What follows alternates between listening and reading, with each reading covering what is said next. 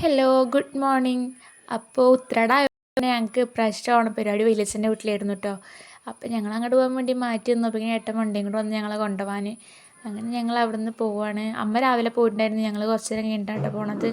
പിന്നെ ഞാനിട്ട മെഹന്തിയാണ്, എങ്ങനെയുണ്ട് നിങ്ങൾ കമൻറ്റ് ചെയ്യുക. ഉള്ളിലത്തൊക്കെ പോക്ക് തുടങ്ങിയിട്ടുണ്ടായിരുന്നു കേട്ടോ. പിന്നെ അവിടെ എത്തിയപ്പോൾ അവർ ഭയങ്കര കുക്കിങ്ങും കാര്യങ്ങളിലൊക്കെ ആയിരുന്നു. അവിടെ പായസം ഉണ്ടാക്കണ തിരക്കിയിരുന്നു കേട്ടോ. പിന്നെ ഞാനവിടെ റൂമിൽ പോയില്ലായിരുന്നു, കുറച്ച് നേരം ഫാനൊക്കെ ഇട്ടിട്ട് വീണ്ടും ഞാൻ അടുക്കളയ്ക്ക് തന്നെ പോയി. അപ്പോൾ ഇങ്ങനെ ഒരു പായസമൊക്കെ മേടിച്ച് വെച്ചിട്ട് പിന്നെ പപ്പടം കാച്ചൻ്റെ പരിപാടിയും കാര്യങ്ങളിലൊക്കെ ആയിരുന്നു. പപ്പടം കാച്ചി വയ്ക്കുമ്പോൾ ഇങ്ങനെ വൈശു വന്നിട്ട് ആക്കി എടുത്തുകൊണ്ടുണ്ടായിരുന്നു കേട്ടോ. അതിനുള്ള അമ്മ ചീത്ത പറയണുണ്ടായിരുന്നു. പിന്നെ അത് കഴിഞ്ഞു. പിന്നെ ഞങ്ങൾ ഫുഡ് വിളമ്പണ തിരക്കും കാര്യങ്ങളൊക്കെ ആയി. വലിയച്ഛനും ചേച്ചിയും അമ്മയും ഒക്കെ ഫുഡ് വിളമ്പും കാര്യങ്ങളും ചെയ്യാണ്.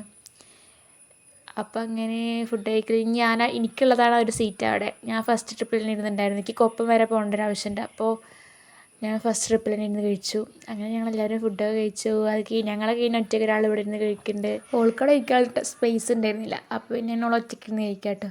പിന്നെ ഞാനും വൈശും രസം കുടിക്കുകയാണ്. ഞങ്ങൾ ഫുഡിൻ്റെ കൂടെ കഴിച്ചിട്ടുണ്ടായിരുന്നില്ല. അത് കഴിഞ്ഞിട്ട് കുടിച്ച് പിന്നെ ഏട്ടൻ ഞങ്ങളെ കൊണ്ടാക്കി തരികയാണ്. ഞങ്ങളവിടെ എത്തി കുറച്ച് നേരം പോസ്റ്റായിരുന്നു. അപ്പോഴേക്കും പിന്നെ ബസ്സൊക്കെ വന്നു. പിന്നെ ആ ബസ് നേരെ പ്ലാമന്തോൾ പോയിട്ടുള്ളൂ കേട്ടോ, കൊപ്പത്തേക്ക് പോവുക. പിന്നെ അങ്ങനെ പ്ലാമന്തോളും പോയി. ഞങ്ങളിതേ കൊപ്പത്തെത്തി. ഞങ്ങൾ അത് ടെക്സ്റ്റൈൽസിലേക്ക് പോയിട്ട് അവൾക്കൊരു ഡ്രസ്സ് മാറ്റാണ്ടായിരുന്നു, അത് മാറ്റിയിട്ട് വേറെ ഡ്രസ്സ് എടുക്കണം.